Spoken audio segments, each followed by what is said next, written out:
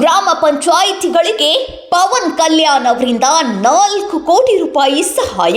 ಆಂಧ್ರ ಪ್ರದೇಶದ ಡಿಸಿಎಂ ಪವನ್ ಕಲ್ಯಾಣ್ ಅವರು ಪೀಠಾಪುರಂ ನಿಯೋಜಿತ ವರ್ಗ ಗೊಳ್ಳಾಪ್ರೊಲು ಪ್ರದೇಶದಲ್ಲಿನ ಯಲೇರು ಸುದ್ಗಡ್ದಲ್ಲಿನ ಪ್ರವಾಹ ಪೀಡಿತ ಪ್ರದೇಶಗಳಲ್ಲಿ ವಿಚಾರಿಸಿ ಅಲ್ಲಿನ ಜನರಲ್ಲಿ ಮಾತನಾಡಿ ಕ್ಷೇತ್ರದ ಅಭಿವೃದ್ಧಿಯ ಬಗ್ಗೆ ಪ್ರತ್ಯಕ್ಷವಾಗಿ ತಿಳಿದುಕೊಂಡಿದ್ದಾರೆ.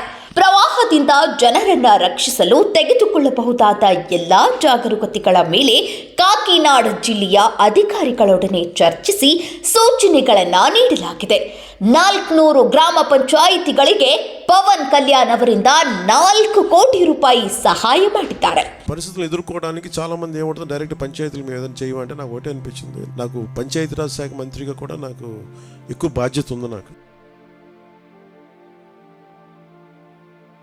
ఇంకా చేయాలి, దీనికి ఇంకొంచెం నా వంతు సహాయం సరిపోవట్లేదు, ఇంకా చేయాలనిపించింది.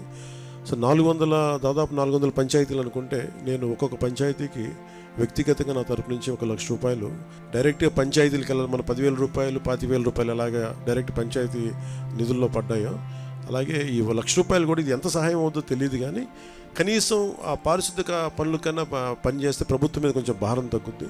సో నా సైడ్ నుంచి నేను ఇచ్చే 400 పంచాయతీలకి ఈ 1 లక్ష రూపాయలు చొప్పున కనీసం పారిశుద్ధ్య పనులకు కొంచెం సహాయకారిగా ఉంటుంది అనేది. ಹೆಚ್ಚಿನ ಸುದ್ದಿಗಳಿಗಾಗಿ ಜನಸೇನಾ ಕರ್ನಾಟಕ ಟಿವಿ ಚಾನೆಲ್ ಅನ್ನು ಸಬ್ಸ್ಕ್ರೈಬ್ ಮಾಡಿ. ಮತ್ತಷ್ಟು ಅಪ್ಡೇಟ್ಸ್ಗಾಗಿ ನಮ್ಮ ಚಾನೆಲ್ ಅನ್ನು ಲೈಕ್ ಮಾಡಿ, ಶೇರ್ ಮಾಡಿ, ಕಮೆಂಟ್ ಮಾಡಿ.